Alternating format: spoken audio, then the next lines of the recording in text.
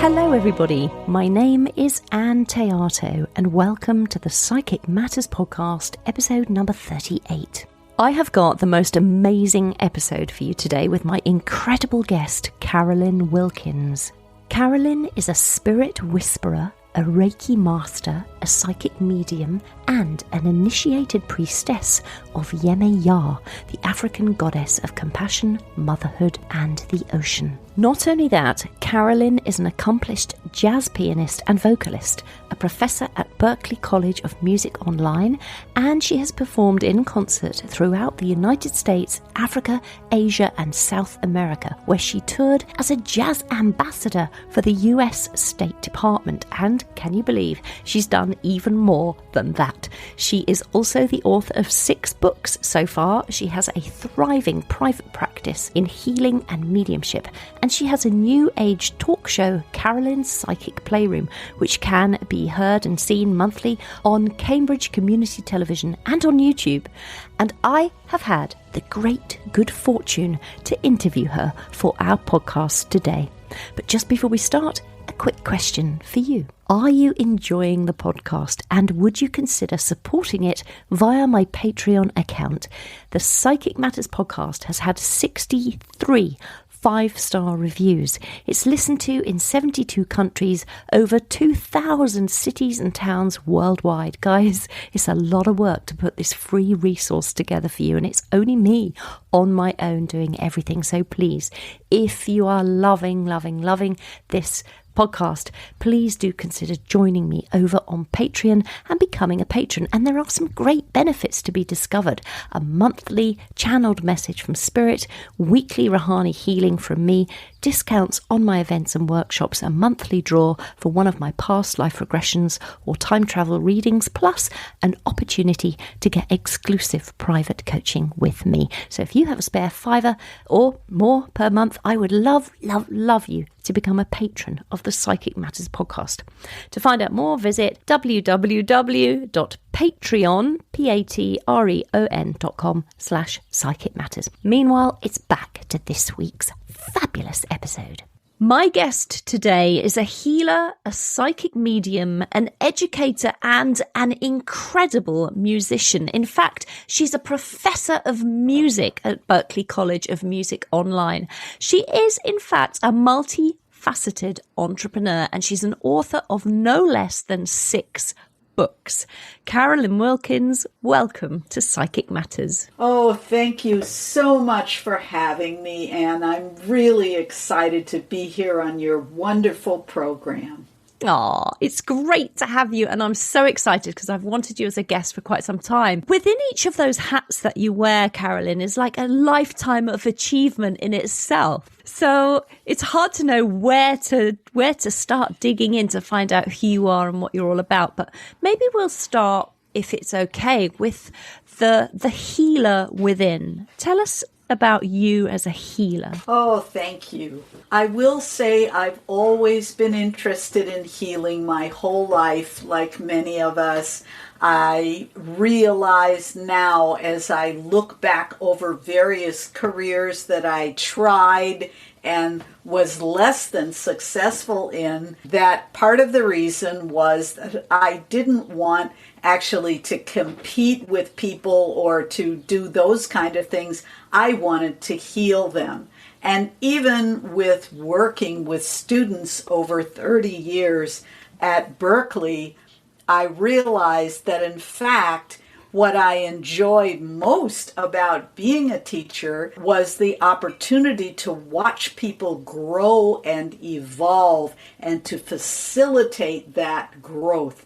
And that for me was the thing about educating. And of course, if you really think about it, that is what makes healing, in my opinion, is that opportunity that you are giving to the soul of the person that you are sitting with, the opportunity for their soul to open and to blossom into whatever way is right for them. And I realized that in fact, that was my calling. Beautiful and beautifully described. And so you've gone on to be not just a healer within the spoken word, or within the education and the nurturer and the encourager and the inspirer, but you've also gone on to, you're a master Reiki practitioner, is that correct? Yes, I'm a Reiki master, and I have been a Reiki master, now for 26 years.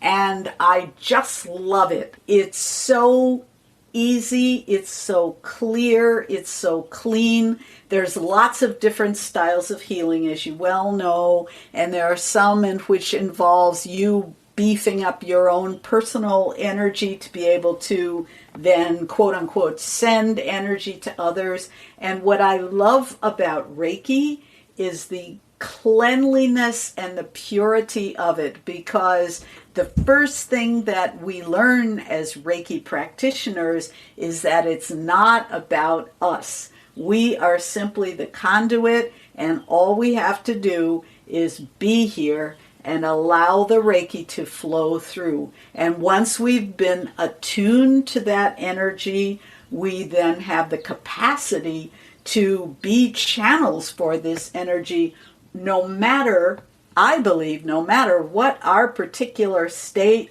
whether we understand, quote unquote, what we're doing. We just have to step to the side and allow the energy to flow.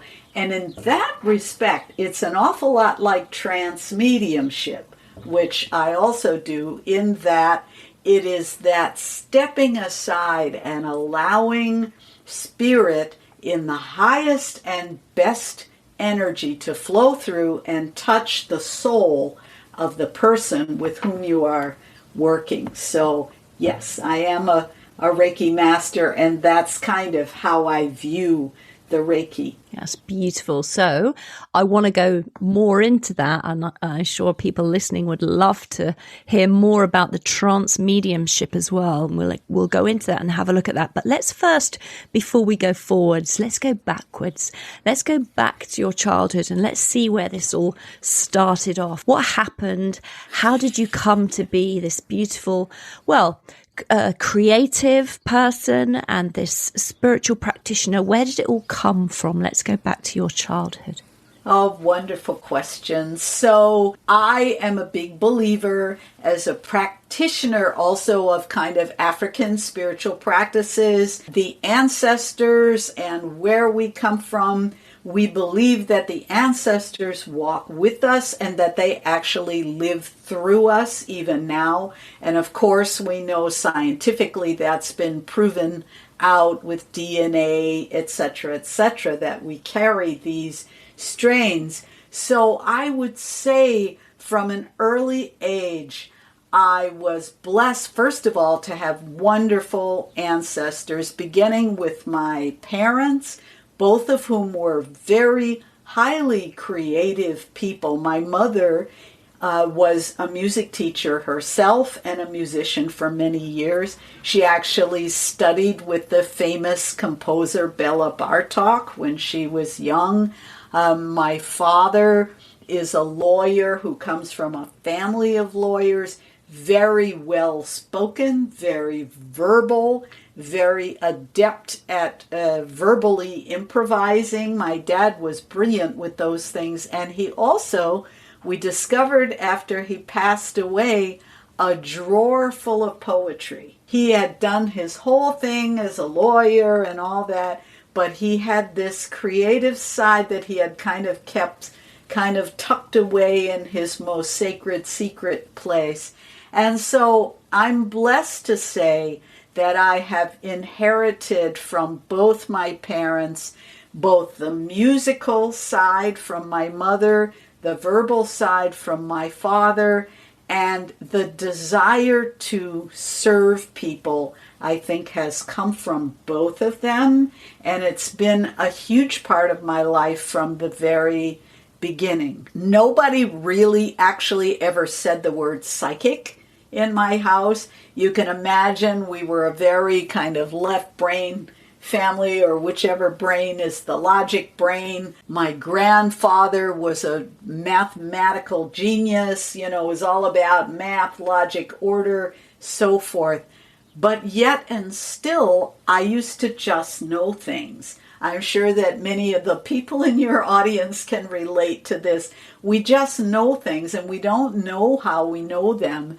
And for a long time, this was actually difficult for me because I was deeply aware of how other people were feeling in my family. If someone was upset or if I was around people, I knew what they wanted before they said what they wanted, or in the case of occasionally dysfunctional moments where they never said what they wanted, yet I knew, right?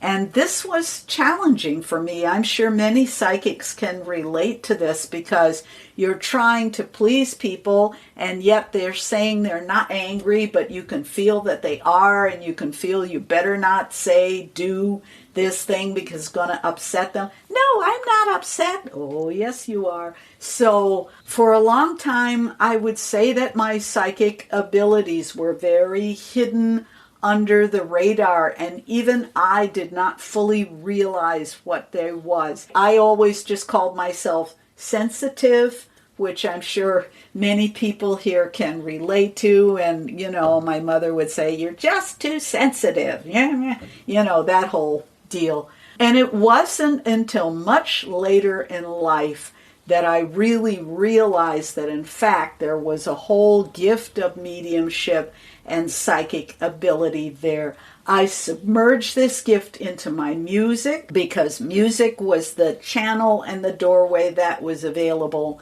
So I went to music conservatory. I always knew I wanted to be a musician. I'm a graduate of Oberlin Conservatory. I'm a graduate of Eastman School of Music. I went on to perform with the Singapore Symphony as a timpanist. I've done a whole lot. Music was kind of my doorway. But all along, there was something else that was like lurking that was more than just the music. It was always about more than the performance. And it was only maybe in the last 20 years of my life that I've really gotten interested in the healing, the Reiki mastery, and so forth. And about 10 years ago, I began studying mediumship. I just felt called. I kept getting visions and that, and then a favorite great aunt passed away, and you know how that goes. You begin to feel like, yeah, she's talking to me. And even people in my family would say, well, you're the new Aunt Marjorie. You're our family's Aunt Marjorie. And I really began to feel that she was with me. So long story short, that's what started me on the journey to mediumship. And, here I am. Oh my goodness, that's amazing. And so with the music that so comes through your very veins from your mother and your father's lyrical ways, do you think that that is a direct link to the spirit world in some way, that we can channel that musicality?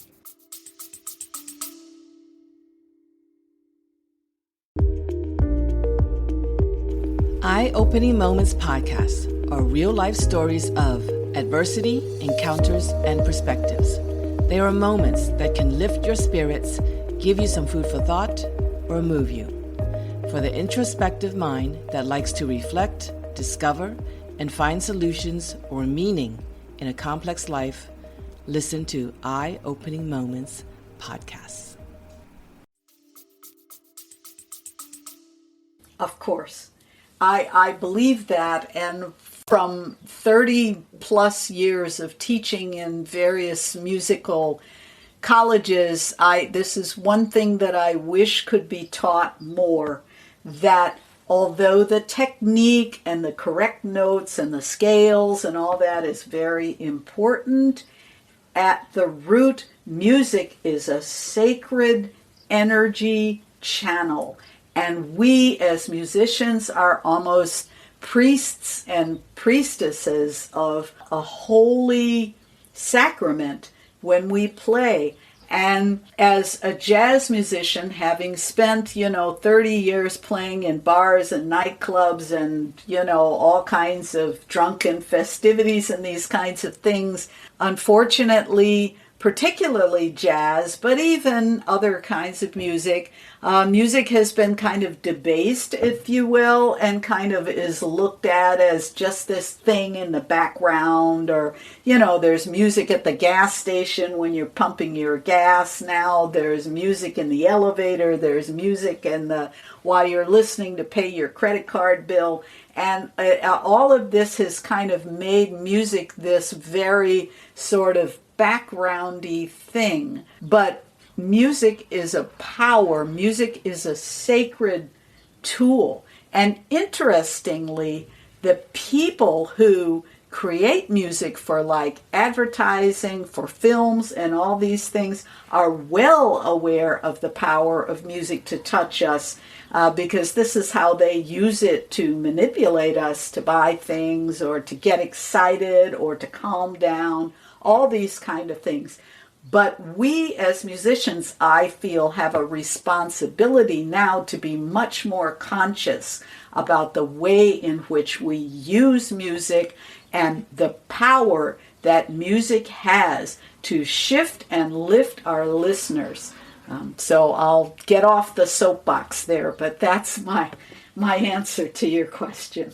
I love that. Music is a power. And when you play the piano, I used to work for a concert pianist as her assistant, and she used to tell me that she would play notes, or forgive me, Lucy, forgive me for not saying this correctly, but she talked about seeing music as a colour.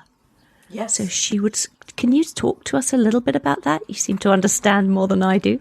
Absolutely, because in fact the vibration, if you go scientifically, the vibration of sound is at one level, and I believe that light vibrates at a slightly higher level, but that colors and sounds are actually aspects, or on the scale they're the same thing but vibrating a little bit higher and higher. And many musicians actually do see notes with color with them, and that it's called synesthesia, this process where you can actually see color and hear things, or when you hear a note you automatically see blue or red or whatever. And as you're probably aware, many occult schools also talk about these different rays, which are rays of vibration that come with color.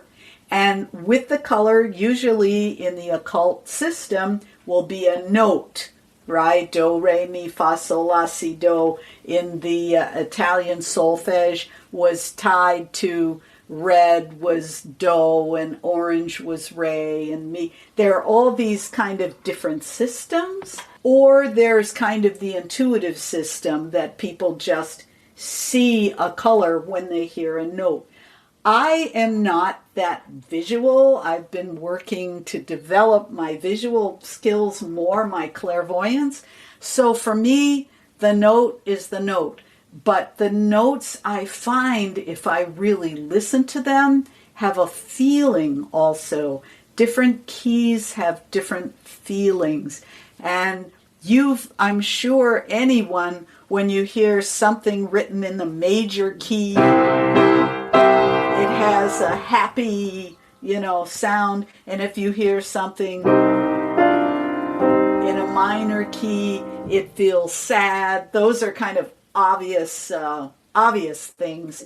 But there is definitely a distinct correlation between music and all the other senses. Well, it's just beautiful. It's like a mystery to me, a whole new world to be explored. And then talk to us then, Carolyn, about how you use that vibration with your spirituality when you're playing piano. And we're going to talk about trance mediumship and all of that aspect of things. So I have found, this is very interesting because I am the graduate of 2 distinguished conservatories. However, I will say I did not, unfortunately, learn these things there. I had to kind of figure it out on my own. As I've mentioned before, conservatories often focus only on the technique, on the scales, on the right notes versus the wrong notes and this and that. But what I've learned is the most important thing is that I tap into what you earlier described as the healer within. I tap into that. And now that I've been studying trance mediumship, I'm about to complete my second year of studying trance mediumship with Tony Stockwell, and I'm just working on this connecting to the healer within, allowing, as he would say, my soul to rise, and then from that place, opening a platform and saying, "Come, Spirit, come, whoever wishes to come and play." And then they are using my technique, they're using my fingers, they're using, all those billions of years of training and scales and arpeggios and all that. But rather than me mentally saying, "I will now perform Mozart's Sonata in C," it's Spirit coming through and playing whatever they feel is the music that needs to be played in that moment. And this is what I'm calling my trance piano music. It's music that is called forth by the soul of the listener, just like any trance healing process. If I were doing Reiki, for example, on you, I wouldn't be deciding what Reiki goes into you. Your soul would be speaking to my soul, and the two of them would say, "Okay, have Carolyn send Reiki to my stomach. That's where I need it." And there it would go without me controlling.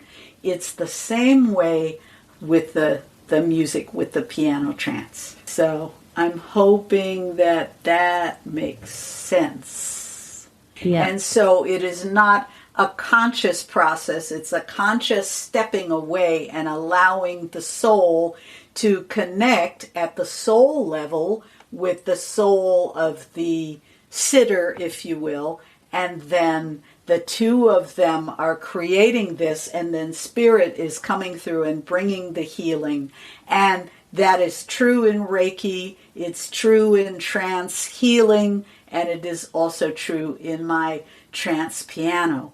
To which I have added to my trance piano the option for people to, for me to ask Spirit, once I'm kind of in an altered state, I ask that Spirit pull a tarot card, and that card then will speak to the sitter, and it will also guide them in helping them to visualize and to fully attune to the music that is being played. Oh, wow. That's what an amazing thing to happen. I'd love to experience that. Is there some way that we can do that here? Of course. Are you kidding? I've been waiting for this moment. You're the best. So, what I'm going to do, if it's okay, I'm going to ask for Spirit to pull a card. I'm going to take a few deep breaths. Obviously, for those trance aficionados out there, I will not be in a deep trance, because then you'd be going, Carolyn, come back to us. Yes, come back. But I will sort of put myself down into a relaxed state in which the music can flow.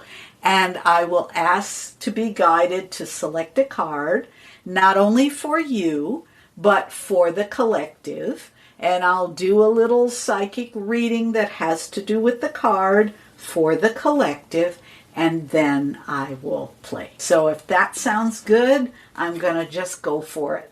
That sounds amazing, Carolyn. Okay, right. We're all ready, aren't we, listeners? Beautiful, beautiful. So I'm shuffling the cards now. You can't see, but I'm shuffling them. And now I'm going to just ask my guides to pick the one that's really going to hit the needs today.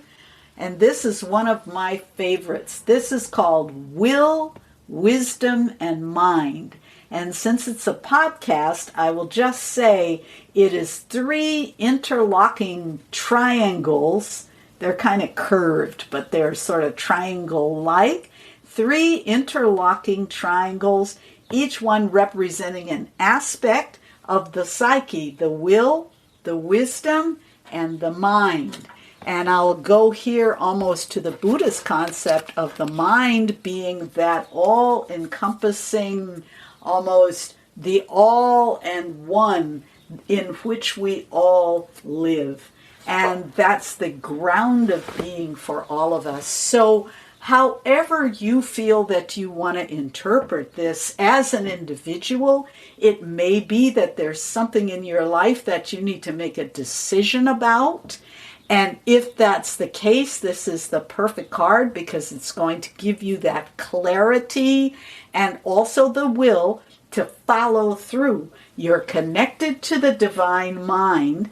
You've received the wisdom, but sometimes it's hard to actually follow through. And that's where we need will, wisdom, and mind, all 3. So I'm hoping that this card will speak to you, listener, in some way. And what I found is that it can be individual, each person. Someone might say, oh, I was trying to decide what house to buy and whatever, and this card came. Or for another one, it's, oh, I just feel the metaphysical energy of will, wisdom, and mind. So at whatever level it works. And now I'm going to take some deep breaths and I'm going to ask for Spirit to come through. I can already feel my soul rising to the occasion. Will, wisdom, and mind.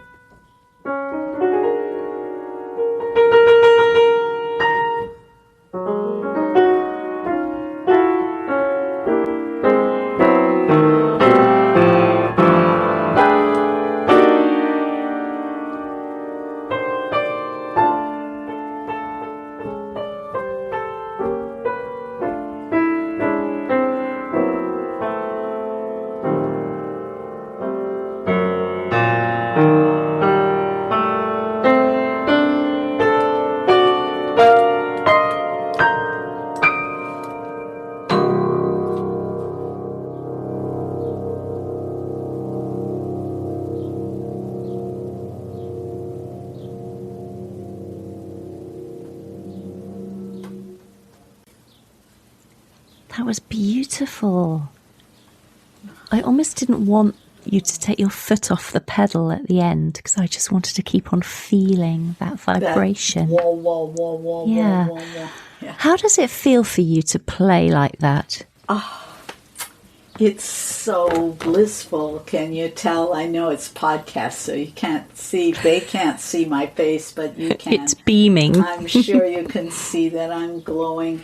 It just brings me such joy. I can't even express the joy because it feels that at last I've expressing what my soul has wanted to express, and that's very, as anyone knows who's on the creative path, that there's such great joy in that. It was very interesting while I was just listening and just allowing the music. It was rather than listening, I was just allowing myself to experience. It was a different feeling than listening to a piece of, constructed, properly laid out music. But it was beautiful to just let myself experience, and I could feel my conscious mind coming and going, and it was coming in, and it was almost like there was a call to action within the music, and then there was the confusion of my mind that would come in, and then a sort of a reminder of the tasks that I have to do and of the things I want to achieve, not just the tasks I have to do. And this beautiful sort of coming and going of the conscious mind. It was lovely. Thank you. That people have reported that, because I have to say, as a trained musician, the idea of me just going ahead and playing whatever and not constructing, as you say, proper notes or a proper organization and just playing whatever, and sometimes it comes across, I think, oh my goodness, what, they must just be going, what is that? But there's something about the energy. I believe it's the energy that's in the music. The music is almost like a carrier for the energy, rather than it just being music for the point of view of music. There are little melodies in there, I can hear that, and sometimes there's some interesting harmonic things that happen, but it's not about that at all. It's about this energy flow that comes, and that I feel very strongly, and emotion also comes as well very strongly. Yeah, it's amazing. Where do you think it might, I don't know, where's it leading you to? Is it still, you're still experiencing where it's going, or do you have more of an idea? In terms of what I might do with it? And I don't know. Honestly, it's just in the very beginning stages, as I mentioned. Big shout out to Tony Stockwell, big shout out, because I had said to him 2 years ago, I would like to be able to play the piano while in a trance. And we haven't actually worked on it per se. I've just worked on getting into the trance and learning. And I will say also, I've had other wonderful teachers. I took some private classes with Darren Britton that were amazing. He was super helpful once again with the trance state, because what I now realize is that it's about me getting out of the way, and then whatever spirit wants to do will be done. And it's almost more difficult for me to get out of the way because I've spent basically 60 years playing music in a very traditional and training, this is a right note, this is a wrong note, this is the way that we do, this is not the way that we do. And this new modality seems to just bypass all of that and go straight to the energy that we should feel energy in any good piece of music. We should feel energy. It's just that unfortunately we don't always. Often the player or the situation is more about the technique and the correct approach than it is about the expression of energy. And that's what my music, and I do feel Now that you say it, I'm going to go ahead and sort of talk about something that's a little glimmer in my mind that I think I would like to do, and that's that I would like to have something called Carolyn's Spiritual Cabaret, in which people would come, they would receive this piano trance healing. Perhaps there would be some mediumship that I would do as well. There might even be a ritual involved to open the space to the spirit world, a ritual that would come from my African tradition. There would be some mediumship, maybe some psychic, maybe some tarot, and this piano trance healing all sort of rolled into one offering that would be maybe an hour-long offering for a small group of people, maybe 8 to 10 people. That's the way it's feeling right now, but it's still germinating and it hasn't yet solidified itself. I am currently doing group healing sessions with a wonderful medium named Paula Mary. She's in the UK, and we do have something called the Sound Healing Clinic, in which she does energy healing with the kind of like Reiki, but her own version that she calls spiritual surgery, in which she can work on people's energy fields. And while she's doing that, I offer this music. So those are actually happening. And if you go to my website, I have a little spot on there where you can sign up. We do one once a month if you're interested in that. I'm also offering piano trance just individually. If you feel like you would like to just come on the Zoom with me, I will offer you the same thing. I'll pull a card, just do what we did, but this time it would be for you as an individual, and my reading would be less general and more, toward you. And for example, that card, Will, Wisdom, Mind, how that might pertain to you specifically, and then the music that would come would be for you. It's just brilliant, and I'm absolutely loving this because I just think it's so full of untapped potential, and you're leading us forward in this way, Carolyn,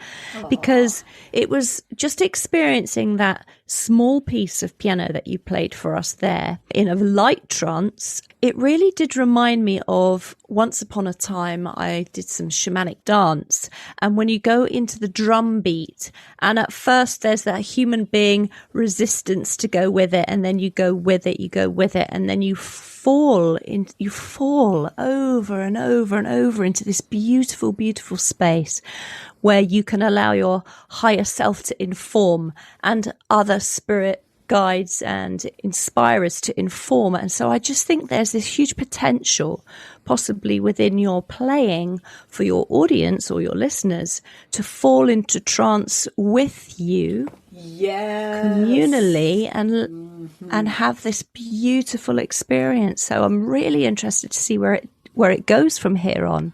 Yes, that's great. I'm so glad you said that. And of course, the African tradition that I'm also studying is all about that. It's all about the drums and dancing and rituals that create sacred space and in which a group of people enter communally.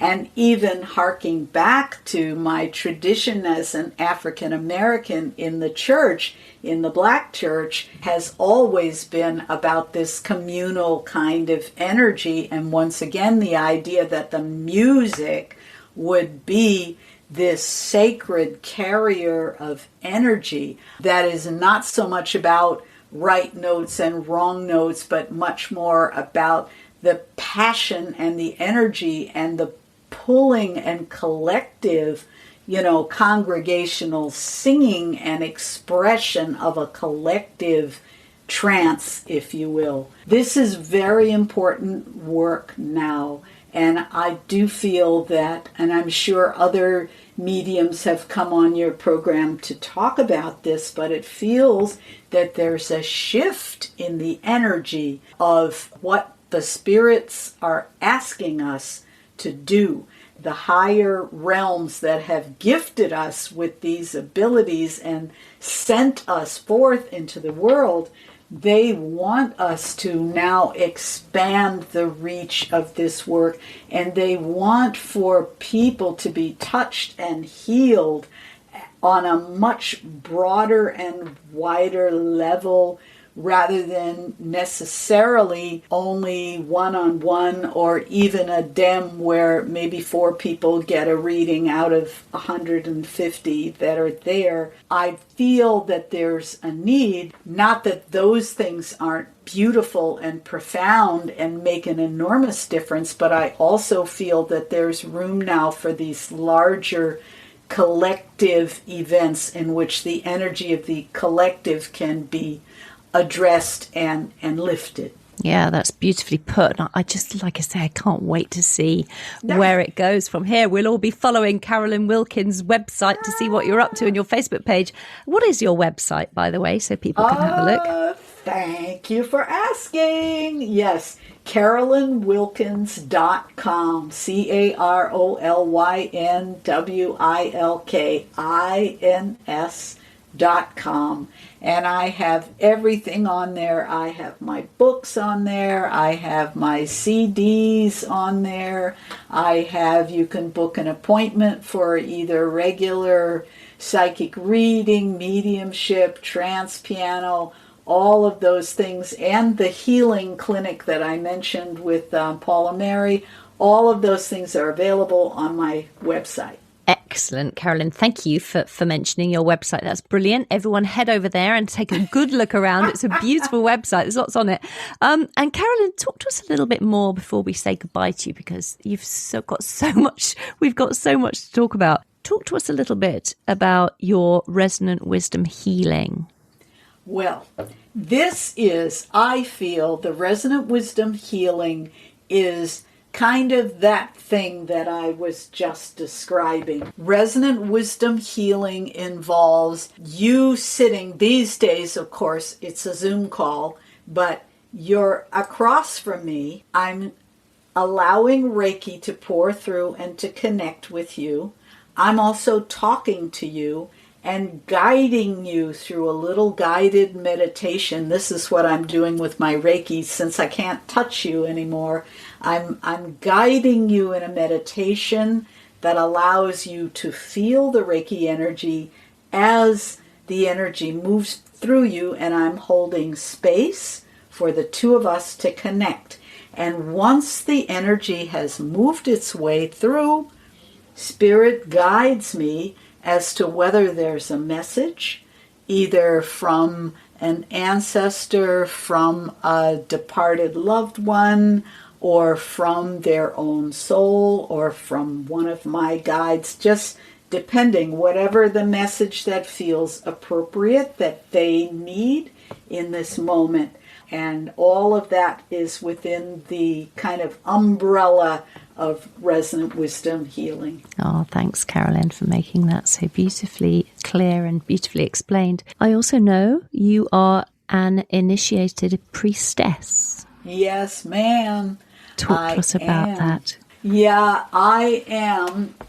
About 25 years ago, once again, this period was a period in my life where I just felt hungry for a deeper spiritual connection, and I think things started to wake up in me and call for me to reach out. And I read a wonderful book by a woman named Louisa Tisch, who is now my mentor many years later. But the book was called Jambalaya, just like the New Orleans dish, meaning a stew or concoction of all different things.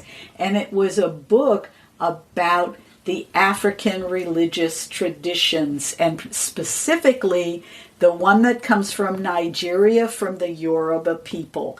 And this religion was brought to the New World by slaves as they were brought over.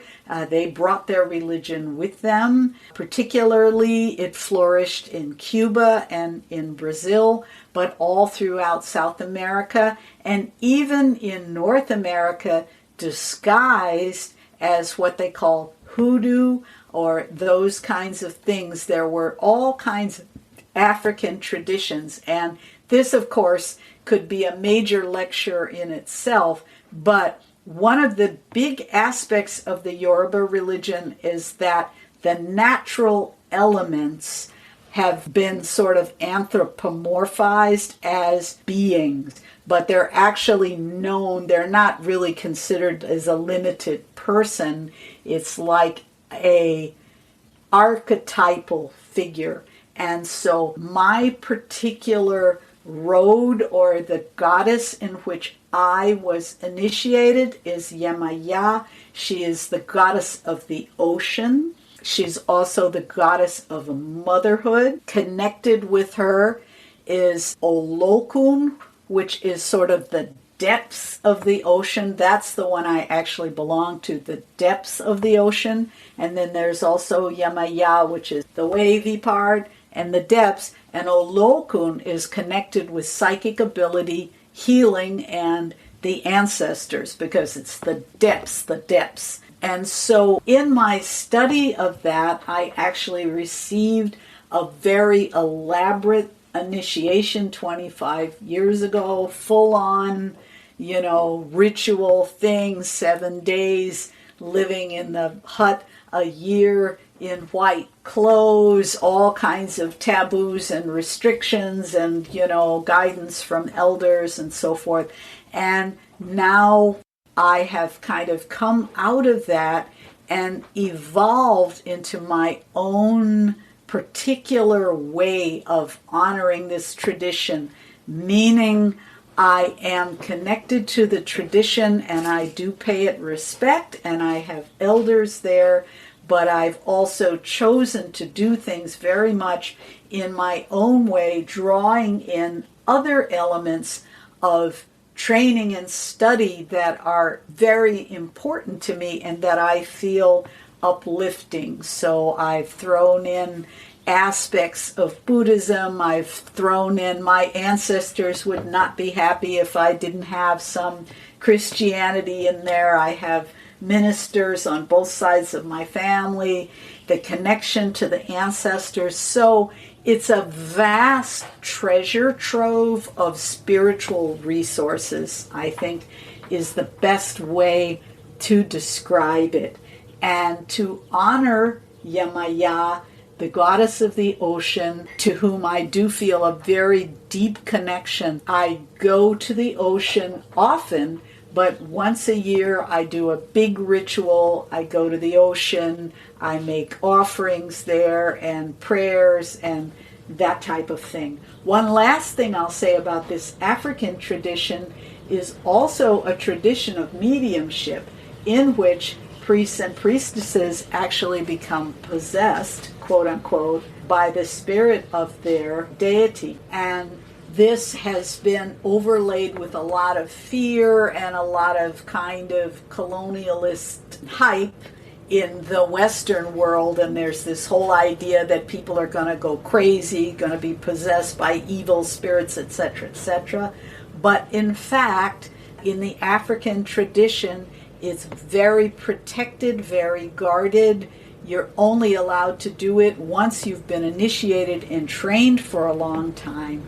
And in that respect, I would say it's a lot like mediumship, and particularly, once again, like trance mediumship, in that you, by dancing and these particular rhythms that are played on the drum and so forth, your conscious mind is moved to the side to allow the healing energy of your particular spirit to come through.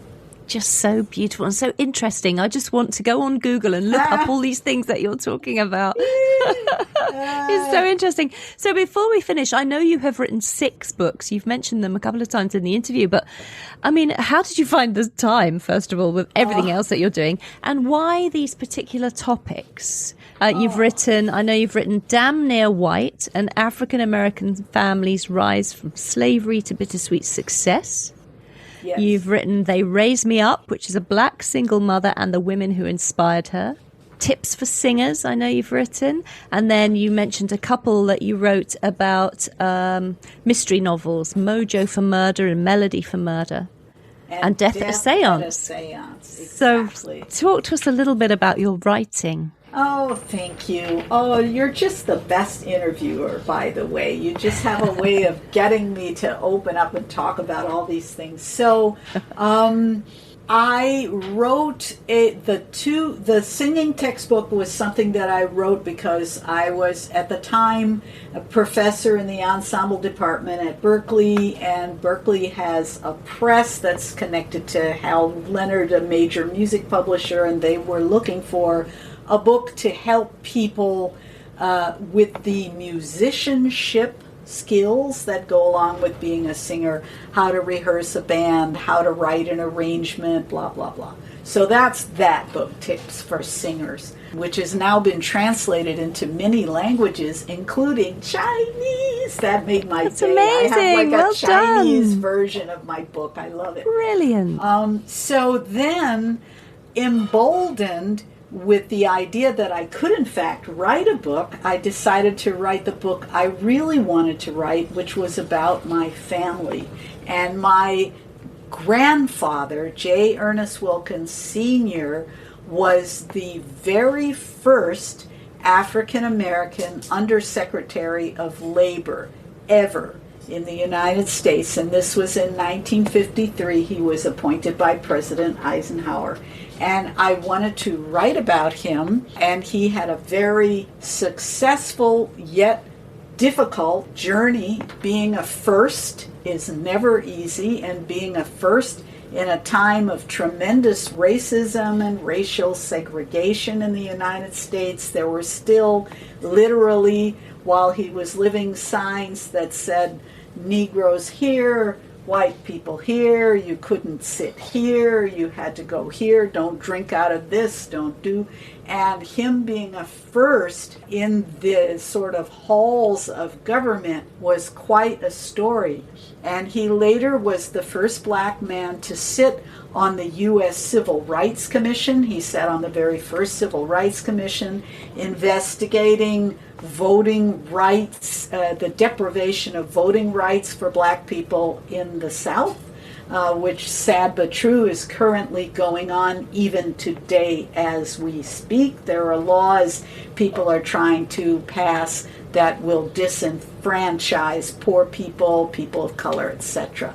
So that was my first kind of nonfiction book. And then to follow up on that one, I wrote one to honor the women in my family, and They Raised Me Up, is about my own journey as a single mother, and at the same time, my great-grandmother, who had her daughter, my grandmother, when she was 16 in a small town in Alabama, and about her journey to move on what was called the Great Migration of African Americans as they looked for a better life out of poverty and the segregated South and moved up to the north. And she moved first to Birmingham and then to Detroit, and then she ended up in New York, Harlem, and her husband became a very well-known minister in Harlem. So that's my second nonfiction book. After that, I was tired of writing about myself and my family. I was over it completely. Although there are many more stories that need to be told, I decided that I wanted to write things that were just completely fiction. I've always loved murder mysteries. And, I grew up, as probably all of us did, on Agatha Christie and Lord Peter Wimsey and all those Sherlock Holmes and all those things. And I decided that I wanted to write that. So I wrote 2 mysteries in which the main character is, surprise, surprise, an African American music teacher who solves crimes. And in both of the stories, her students, who are a lively bunch, as students tend to be, one of her students is accused of murder, and she goes to rescue him to solve the crime. So after I had kind of done that, which in many ways was a little bit of an homage also to my mother, who is obviously an African American, but also a music teacher. She never solved any crimes to my knowledge, but maybe she has, I don't know. But anyway, I decided that I wanted to now talk about a more interesting period of history. So I set my next mystery, which is my most recent book. It's called Death at a Seance. And that one is set in the roaring 20s, 1920. Here in the U.S., alcohol was illegal. You could not buy it. You were not supposed to drink it. They shut all the bars and all. And what that did was create this incredible underworld life of bootleggers and criminals and gangsters and all of that. So all of that was going on. Also at the time was going on tremendous racism, sad to say, and this was the rise of a terrorist organization known as the Ku Klux Klan here in the U.S., where they wear the white sheets and the pointy hats and they lynch people and so forth. Well, they were so big in the state of Indiana, which is in the Midwest of the United States. They were so big there that they actually controlled the political apparatus of the state. The governor was a member, and they were huge. They were like a political organization. And so I set my story there in southern Indiana in 1920, and my main character is an African-American psychic who's about 16 years old. She's just discovering her psychic abilities. She's just discovering her womanhood and getting crushes on all kinds of people who probably she shouldn't. And she's also inadvertently predicts a murder that then when the murder comes to happen, everybody is after her. And the story unfolds from there. So that's called Death at a Seance. You have been extremely busy as a writer. I don't know how you have time to do it all, Carolyn. I really don't. So we're going to have to finish, but I just wanted to say before we do, I just wanted to point out to those listening that you also have a really brilliant YouTube channel, Carolyn's Psychic Playroom. Just tell us briefly about that, if you would. Oh, thank you so much. And by the way, Ann is going to be a guest coming on in June. I am. So Carolyn's Psychic Playroom is my opportunity to interview people who I believe are working at the intersection of creativity and spirituality. And I talk to them about their work, about what they do. I do a little psychic reading, I do some tarot cards, and it's just a half an hour of fun and hopefully inspiration. And you can find that also on my website. I have a link, and it's also, as you say, on YouTube, Carolyn's Psychic Playroom. That's fabulous. And do you have a Facebook page as well for people? I do. How could I not? I have both Carolyn Wilkins, my profile, and then my business page, which is Carolyn Wise Woman at Facebook. And I'm also on Instagram as Jemiah7. Brilliant. Well, Carolyn, you certainly are a wise woman and are carrying the ancestry of many wise women who came here before you. So thank you so much for joining us today on Psychic Matters, Carolyn Wilkins. Oh, thank you. I'm so grateful for this opportunity. Thank you very much. Well, that was healer, psychic medium, educator, professor of music, and entrepreneur extraordinaire, Carolyn Wilkins.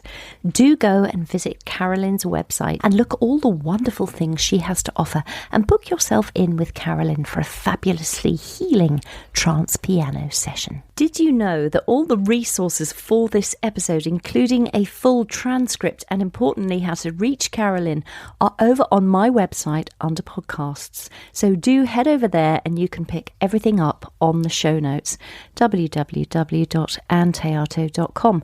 And while you're there, take a look at some of the courses I've got coming up. There is a fantastic course I'm about to teach with Tyrone Cusack on the 26th and 27th of June. It's called Elemental Divination.